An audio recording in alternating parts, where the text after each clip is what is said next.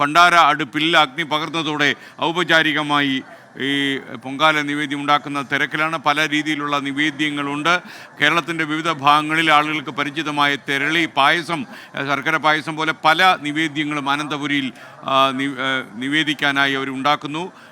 വളരെ നേരത്തെ തന്നെ എത്തിയ ഭക്തജനങ്ങൾ, ഇന്നലെ തന്നെ തിരുവനന്തപുരം നഗരത്തിലെ 3 ചുടുകെട്ടയും ചൂട്ടും കൊതുമ്പുമായി ഇറങ്ങിയ ഭക്തജനങ്ങൾ നഗരം അടക്കി വാഴുന്ന കാഴ്ചയാണിപ്പോൾ നമ്മൾ കാണുന്നത്. ഒരുപക്ഷെ ഭക്തിസാന്ദ്രമായ എല്ലാം ആറ്റുകാൽ അമ്മയിൽ അർപ്പിച്ചുള്ള ഭക്തജനങ്ങൾ തങ്ങളുടെ മനസ്സിലുള്ള ആഗ്രഹങ്ങൾക്ക് നിവൃത്തി വരുത്തണമെന്ന് പ്രാർത്ഥിച്ചുകൊണ്ട് തയ്യാറാക്കുന്ന നിവേദ്യം 1:15 തയ്യാറാകുമെന്നാണ് നമുക്ക് മനസ്സിലാക്കാൻ കഴിയുന്നത്.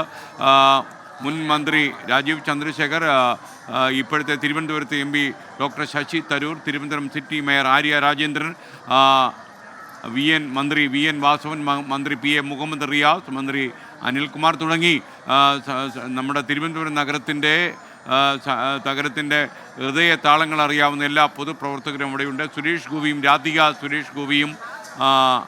പൊങ്കാല ഇടുന്ന ദൃശ്യങ്ങളാണ് കാണുന്നത്. പതിവായി പൊങ്കാല ഇടുന്ന ആളാണ് രാധിക. എത്രയോ കൊല്ലങ്ങളായി രാധിക ഇത് പിന്തുടരുന്നുണ്ട്. സുരേഷ് ഗോപി ഒരുപക്ഷെ കേന്ദ്രമന്ത്രിയായതിനു ശേഷം ആദ്യത്തെ പൊങ്കാല എന്നുള്ള നിലയിൽ ഇതിന് പ്രത്യേക ഒരു പ്രാധാന്യം ലഭിക്കുന്നുണ്ട് മനസ്സിലാക്കുന്ന. ആറ്റുകാൽ ഒരു അന്നദാന ട്രസ്റ്റിൻ്റെ ചെയർമാൻ കൂടിയാണ് സുരേഷ് ഗോപി. ഇന്നലെ അദ്ദേഹത്തിൻ്റെ അന്നദാനം ഉണ്ടായിരുന്നു. 14 കൊല്ലമായി ഈ സംഘടനയുടെ പ്രസിഡൻ്റായി അദ്ദേഹം തുടരുകയാണ്.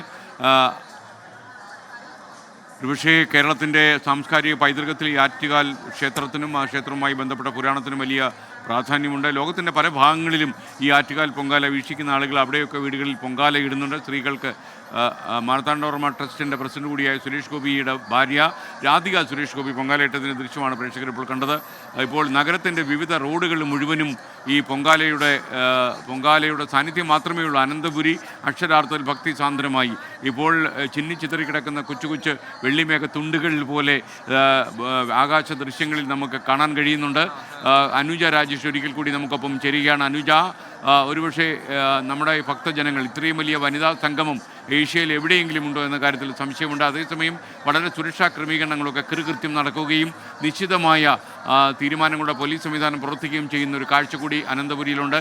ഈ തലസ്ഥാന നഗരി ഒരുപക്ഷെ ലോകത്തിന് തന്നെ വളരെ ചിലപ്പോൾ വിദേശ നാടുകളിലൊക്കെ ഇരുന്ന് കാണുന്നവർക്ക് വിചിത്രമായ കാഴ്ചകൾ കൂടി ഈ പൊങ്കാല മഹോത്സവത്തിലുണ്ട് എന്ന കാര്യത്തിൽ സംശയമില്ല. അനുജ രാജേഷ് തത്സമയം ചേരുന്നു.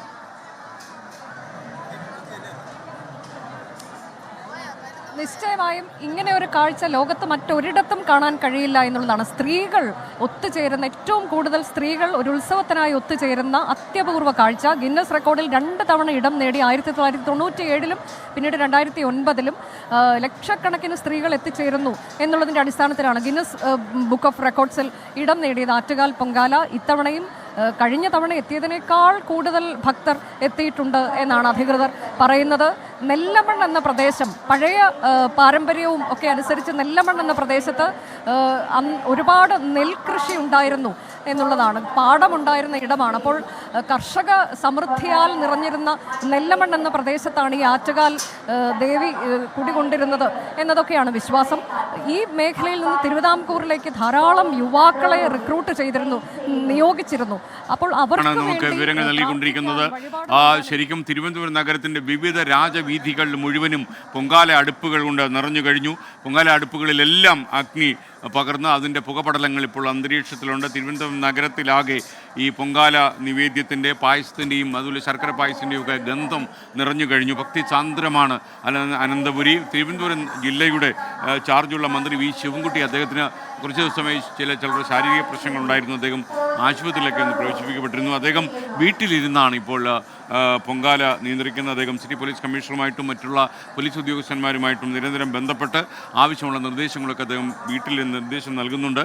മന്ത്രി V ശിവൻകുട്ടി, താങ്കൾ ഈ തിരക്കിലേക്ക് ഇറങ്ങേണ്ട, താങ്കൾ ശരീരം ശ്രദ്ധിക്കുക. താങ്കൾക്ക് ഒരുപക്ഷെ എനിക്കറിയാം തലസ്ഥാന നഗരിൽ സാധാരണ ഈ ആറ്റുകാൽ പൊങ്കാലയ്ക്കൊക്കെ താങ്കൾ ഓടി നടക്കാറുണ്ട്. അപ്പം വിദ്യാഭ്യാസ വകുപ്പ് മന്ത്രിയും തിരുവനന്തപുരം ജില്ലയുടെ ചാർജുള്ള മന്ത്രിയുമായി V ശിവൻകുട്ടി വീട്ടിലിരുന്ന് കാര്യങ്ങൾ നിയന്ത്രിക്കുന്നുണ്ട്.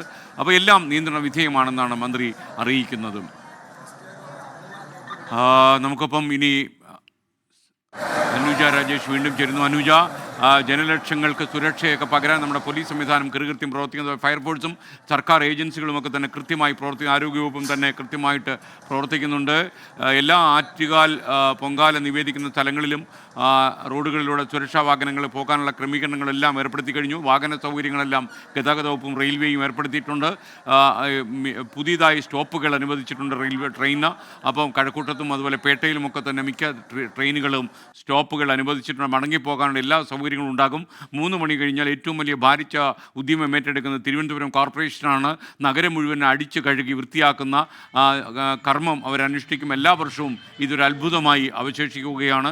എല്ലാ മാലിന്യങ്ങളും 3 മണി കഴിയുമ്പോൾ യഥാർത്ഥത്തിൽ ഈ ചൂട്ടും കൊതുമ്പും തുടങ്ങിയ നഗരത്തിൽ കുമ്പാരം കൂടുന്ന എല്ലാ മാലിന്യങ്ങളും 3 മണിക്ക് ശേഷം തിരുവനന്തപുരം കോർപ്പറേഷൻ വൃത്തിയാക്കി അത് ദൂരെ ഏതോ ഒരു സ്ഥലത്ത് കൊണ്ടുപോയി മാറ്റുമെന്നുള്ളത്, ചുടുകട്ടകളും കട്ടക്കഷ്ണങ്ങളും എല്ലാം മാറ്റും. അനുജ രാജേഷ് ഒരിക്കൽ കൂടി ചേർന്നു. അനുജ, യഥാർത്ഥത്തിൽ ഈ ശർക്കര പായസമൊക്കെ ഇങ്ങനെ തിളച്ച് പൊങ്ങാൻ ഇനി കുറച്ച് സമയം മാത്രമേ ഉള്ളൂ. 1:15 നിവേദിക്കാനുള്ള സമയം, നിവേദ്യത്തിൻ്റെ സമയം.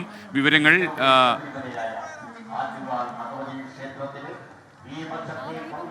അതേ ദീപം തന്നെയാണ് സഹമേൽശാന്തിക്ക് കൈമാറുന്നത്. സഹമേൽശാന്തി വലിയ തിടപ്പള്ളിയിൽ ദീപം കൊളുത്തിയതിനു ശേഷം ക്ഷേത്രത്തിന് മുൻവശത്ത് ഒരുക്കിയിട്ടുള്ള പണ്ടാര അടുപ്പിനടുത്തേക്ക് എത്തുകയാണ്. ദൃശ്യങ്ങളിൽ കാണാൻ കഴിയുന്നുണ്ട്. ഏറ്റവും പ്രധാനപ്പെട്ട ഈ പൊങ്കാല ഉത്സവത്തിൽ, ഈ പൊങ്കാല ചടങ്ങിൽ ഏറ്റവും പ്രധാനപ്പെട്ട നിമിഷത്തിലേക്കാണ് കടന്നിരിക്കുന്നത്. ഇപ്പോൾ ഈ ഒരു നിമിഷത്തിന് വേണ്ടിയുള്ള കാത്തിരിപ്പായിരുന്നു. കഴിഞ്ഞ 1 വർഷമായി ഭക്തലക്ഷങ്ങൾ കാത്തിരുന്നത് ഈ നിമിഷത്തിന് വേണ്ടിയായിരുന്നു. നമുക്കിവിടെ കാണാൻ കഴിയുന്നുണ്ട് നിവേദ്യം അർപ്പിക്കുക. അതാണ് ദേവി അത് സ്വീകരിച്ചു എന്നുള്ളതിൻ്റെ. അങ്ങനെയാണ് സംതൃപ്തിയോടെ ഭക്തർ മടങ്ങുന്നത്. ചുറ്റുമുള്ള എല്ലാവർക്കും തങ്ങൾ തയ്യാറാക്കിയ നിവേദ്യം നൽകി കഴിഞ്ഞിട്ടാണ് ഇവർ ഇവിടെ നിന്ന് മടങ്ങിപ്പോവുക. പിന്നീട് വസതികളിലുള്ള ഇതിൽ പങ്കെടുക്കാൻ കഴിയാത്തവർക്കൊക്കെ ആയി അവർ അത് കൊണ്ടു കൊടുക്കുന്നു, അയൽപക്കക്കാർക്ക് കൊണ്ടു കൊടുക്കുന്നു. ഇവരെ ഇവിടെ നിന്ന് സുരക്ഷിതമായി തന്നെ അവർ എങ്ങോട്ടേക്കാണ് അവർക്ക് പോകേണ്ടത് അങ്ങോട്ടേക്ക് എത്തിച്ചേരാൻ സഹായിക്കുക എന്നുള്ളത് കൂടി അധികൃതർ എല്ലാ കുറിയും ചെയ്യുന്നുണ്ട്. പ്രത്യേക KSRTC സർവീസ് ഉണ്ട്. കൂടാതെ പ്രത്യേക സ്റ്റോപ്പുകളുണ്ട്. ട്രെയിനിന് താത്കാലിക സ്റ്റോപ്പുകൾ അനുവദിക്കുന്നു, സ്പെഷ്യൽ ട്രെയിനുകൾ അനുവദിക്കുന്നു. അങ്ങനെ അത് തമിഴ്നാട്ടിലേക്കൊക്കെ പോകാനുള്ളവർക്ക് വേണ്ടി നാഗർകോവിലൊക്കെയുള്ള ട്രെയിൻ, അത് പ്രത്യേക ട്രെയിനൊക്കെ ഏർപ്പെടുത്തിയിട്ടുണ്ട്. അങ്ങനെയൊക്കെയുള്ള വളരെ മനോഹരമായൊരു കാഴ്ച, ഒരു ഒത്തൊരുമയുടെ കാഴ്ച അതാണ് കാണാൻ കഴിയുന്നത്. ഇതെങ്ങനെയാണ് ഇത്രയും വൃത്തിയാക്കിയെടുക്കുന്നത് എന്നുള്ളതും നമ്മൾ അത്ഭുതത്തോടെ ഓരോ തവണയും കണ്ടു നിൽക്കുന്നതാണ്. 4000-ലേറെ തൊഴിലാളികൾ, നഗരസഭയുടെ ശുചീകരണ തൊഴിലാളികൾ ഉൾപ്പെടെ ഒട്ടേറെ വോളണ്ടിയേഴ്സ് എല്ലാം വന്നുകൊണ്ട് ഈ പൊങ്കാല നിവേദ്യം കഴിഞ്ഞാൽ, ആ ചടങ്ങ് 1:15 നടന്നു കഴിഞ്ഞാൽ അപ്പോൾ തന്നെ ഉടനടി തന്നെയാണ് ശുചീകരണ പ്രവൃത്തിയിലേക്ക് ഇവർ കടക്കുന്നത്. ഈഞ്ചക്കലിലാണ് മാലിന്യം അത് നിർമ്മാർജ്ജനം ചെയ്ത് കളയുന്ന സ്ഥലം അവിടെയാണ്. ഹരിത പ്രോട്ടോകോൾ പാലിച്ചുകൊണ്ട് ഹരിത പൊങ്കാല എന്നത് എല്ലാ തവണയും നമ്മൾ കേൾക്കുന്നതാണ്. ഇത്തവണ അത് കുറച്ചുകൂടി കർശനമാക്കുന്നത് നമ്മൾ കണ്ടു. കുടുംബശ്രീ പ്രവർത്തകർ, പൊങ്കാലയിൽ ചെണ്ട കൊട്ടാൻ എത്തിയിരുന്നു. ഇന്നിപ്പോൾ സ്ഥിരമായിട്ട് ആറ്റുകാൽ പൊങ്കാല ഇടാൻ വരാറുണ്ട് അശ്വതി എന്ന പുതിയ പേരിൽ അറിയപ്പെടുന്ന നമ്മുടെ പ്രിയപ്പെട്ട നടി പാർവതി.